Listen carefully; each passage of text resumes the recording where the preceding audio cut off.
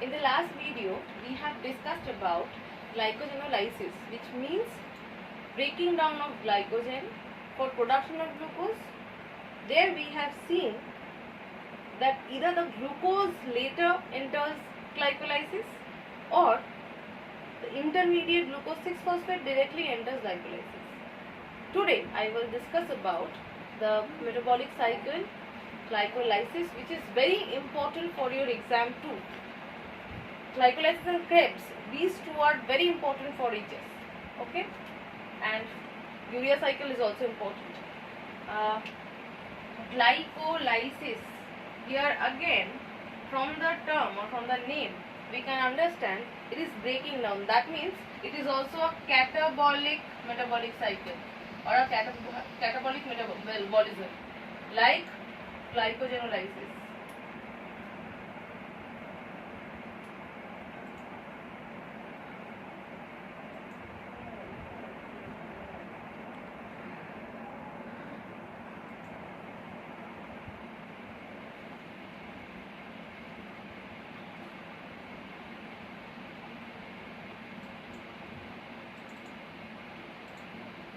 Okay, so through glycolysis, basically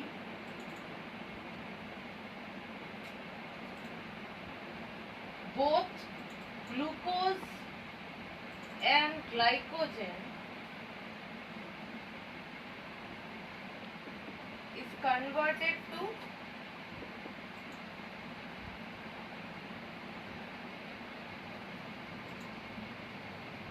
pyruvic acid and produces ATP. Basically, glycolysis occurs in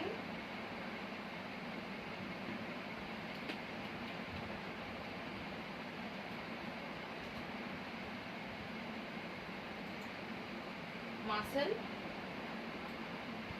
Location is muscle. Maybe you will be able to notice it here.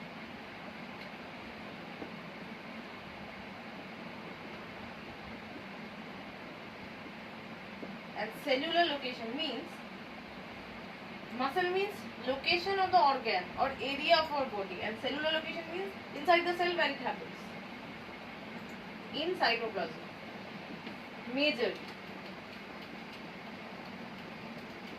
Okay, so glycolysis is a metabolic process where glucose and glycogen is converted to pyruvic acid and produces ATP naturally. Okay, and location muscle, it occurs in muscle, and inside the cell it occurs in the cytoplasm. Why I have written glucose and glycogen? When we were discussing the steps of glycogenolysis, what we have seen, glucose 6-phosphate produced from glycogen directly enters glycolysis. So both glucose and glycogen is used for production of ATP here.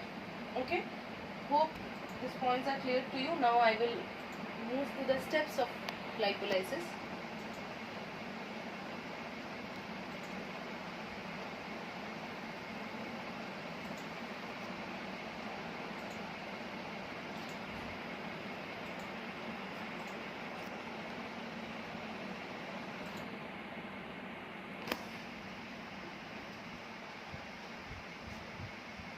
The initial step can be drawn from two starting points.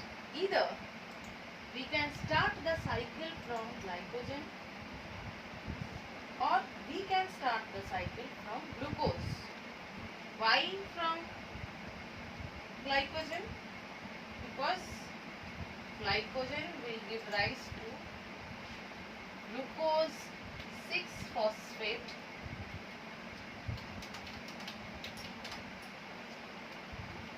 and the cycle will proceed further, or the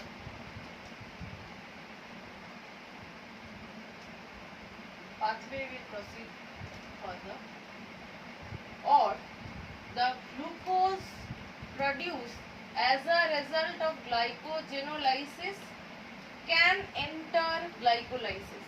Okay.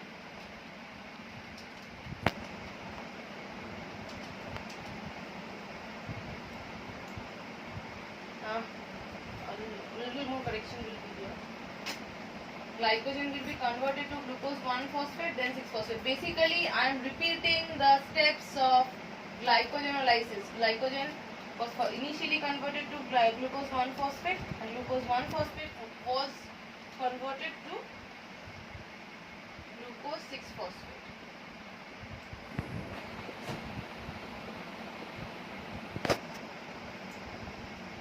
If we try to remember the name of the enzyme involved, glycogen to glucose 1-phosphate means addition of phosphate, that means phosphorylase. Because here no ATP is present as a donor, so kinase will not be used.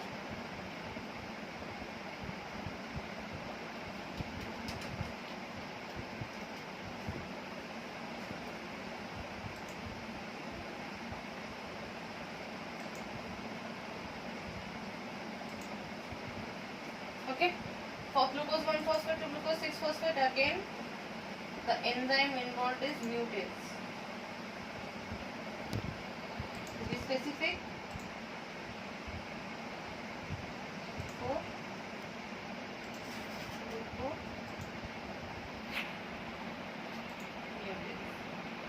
till here is already known to us. Basically, it is a repetition.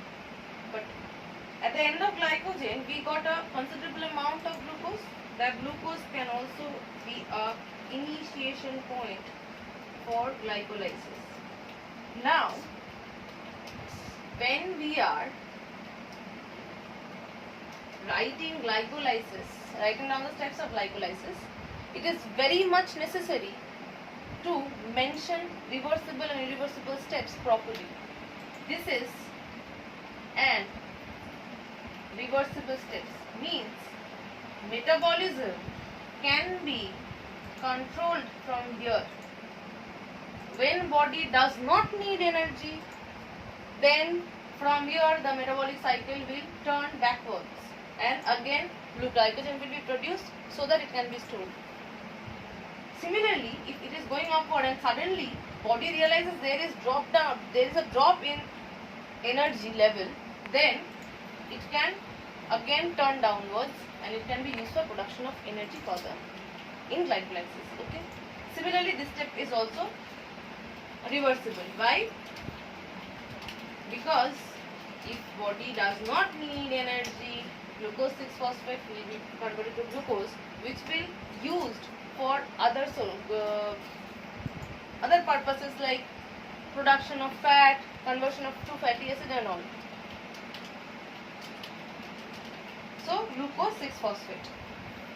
This conversion is done by when glucose is being converted to glucose 6-phosphate. ATP is the phosphate donor.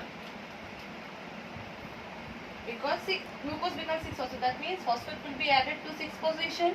Here ATP will be the phosphate donor. By donating 1 phosphate, ATP will become ADP.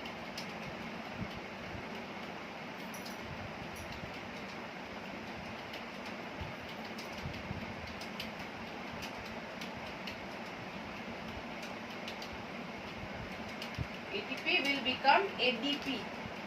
As we have already learned, whenever there is use of ATP or involvement of ATP for donation of phosphate, the enzyme involved will be kinase. So the name group of enzyme is kinase. The number or the position of phosphate in glucose molecule is 6 carbon. 6 means hexo or hexa. So hexokinase. Why hexokinase? Because this kinase will add phosphate at 6th position. Hexokinase. Now, what hexokinase? We can keep the name as hexokinase. We can also write it as glucokinase. Both are correct. Okay. So, it is a reversible step. That means it can be conducted in both directions. When glucose is being converted to glucose 6-phosphate, the working enzyme is hexokinase. It involves ATP, which donates the phosphate and becomes ADP. As we have already learned, hexokinase or kinase, not hexokinase only, any kinase needs involvement of cofactor, which is here in case of kinase the cofactor is either Mg2 plus or Mn2 plus.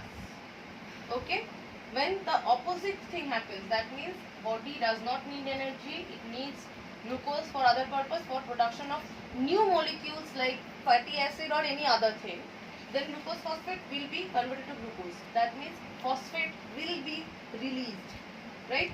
What we have learned, whenever there is release of phosphate, the enzyme, working enzyme is this. We have already seen in glycogenolysis that for removal of phosphate the enzyme is used is phosphatase. Okay, so phosphatase will be used for converting glucose 6-phosphate into glucose. Okay, and when this will happen, the phosphate present inside in the glucose molecule will be released in the form of inorganic phosphate or Pi. These are the first initiation point or the initial step of glycolysis. I will discuss the rest of the steps in the next video, but I would like you people to concentrate on the steps and focus here what I have written and copy it down properly. Pause.